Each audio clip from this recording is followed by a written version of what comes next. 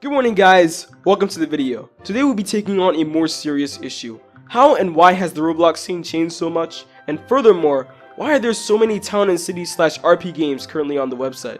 Before we begin, comment down below your thoughts on the issue. I want to start a real discussion down in the comments. Without further ado, let's get started. One quick look at the front page will show you the plethora of town and city games Roblox has to offer. Jailbreak, Meep City, rocitizens, Bloxburg, etc. This genre has dominated Roblox in recent years, and at the same time, genres such as ninja, military, and sci-fi have nearly gone extinct. There are a handful of games that fit into these niches, such as Phantom Forces, Apocalypse Rising, and such, but yet so many others have died out. Games like Catalog Heaven, which once dominated the Roblox scene, now struggled to reach 1,000 players, even during player peaks. I'm going to be talking about the changes in the Roblox game scene and expressing my thoughts on why they occurred.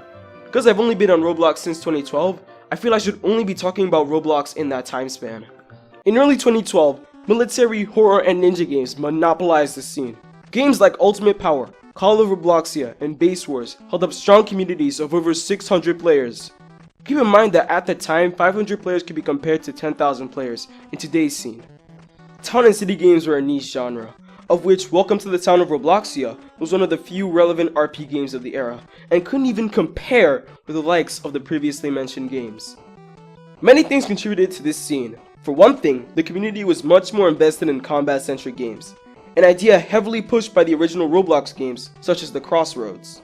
Additionally, in general, these games were much better built graphically and gameplay-wise. Most people wanted decent-looking games, and military games and the like were on par. Although, this isn't something held in much regard nowadays. Also, keep in mind, Roblox was generally small at the time. The infamous Roblox commercials had only aired in select cities in the US, Miami, Philadelphia, and Salt Lake City. I believe this smaller community was much more tightly knit. People could discuss about games and get better as a group, which made joining these fighting games a lot less isolating. You can also take into account the demographic of Roblox at the time. Players were predominantly male. And what are young, edgy kids into? Violence, a good old 1v1.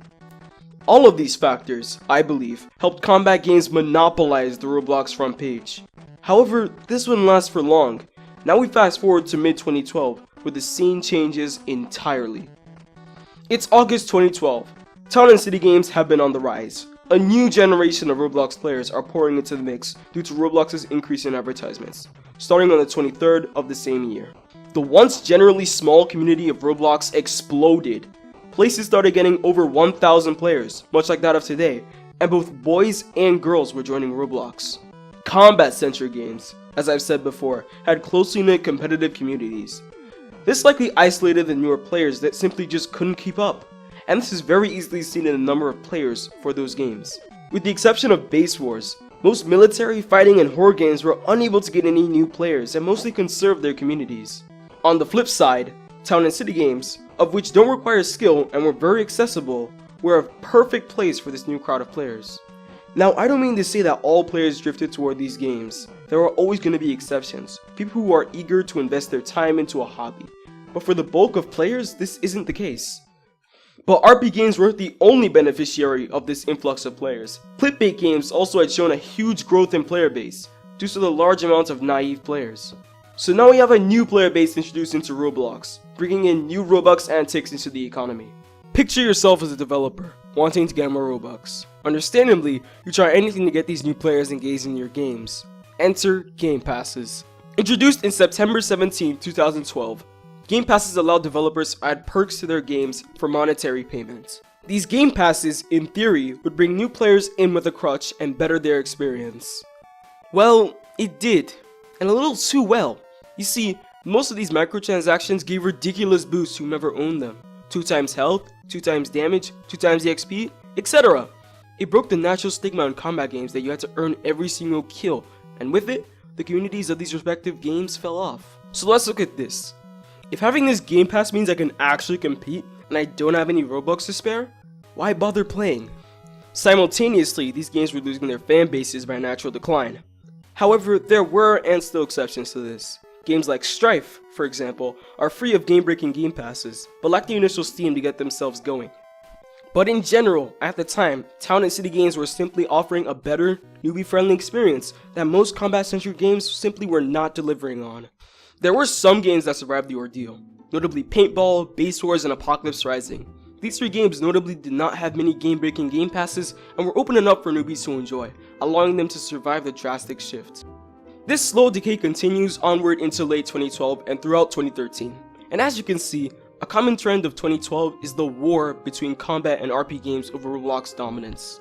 However, this conflict isn't the only thing of note in this time span.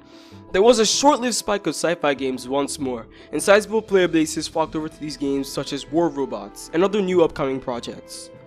Roleplay game domination continued onward till mid to late 2014, where Julius Cole and other map stealers were terminated for the most part, and many old developers retired, opening up the market for a new generation of Roblox developers. Games like Murder Mystery, The Quarry, Dragon Ball Final Adventures, Super Bomb Survival, Mad Paintball brought variety to Roblox's game lineup. Town and city games grew tiresome as many of their pioneers fell off. It seemed as if Roblox was open for a new start. Dynamic lighting was recently released, and players wanted better looking games and opted for experiences with the feature. Times were changing, and developers were pushed harder than ever to create better looking and more innovative games. Here we are now in Roblox 2017, where the scene is much like that of late 2012. RP and Tycoon games are dominating with other genres in the mix. Maybe, as history has shown before, this is just part of the cycle and things will change in a few months. Or maybe it's in part of the developers. Maybe, for combat games to succeed, they need that same level of skill they once had. Tell me what you guys think in the comments below. Roblox is an ever-evolving platform, and I can't wait to see what the future has in store. I may make another video going more in depth with this concept, as I feel I've only scratched the surface with this. With that said guys, I'll see you guys next time.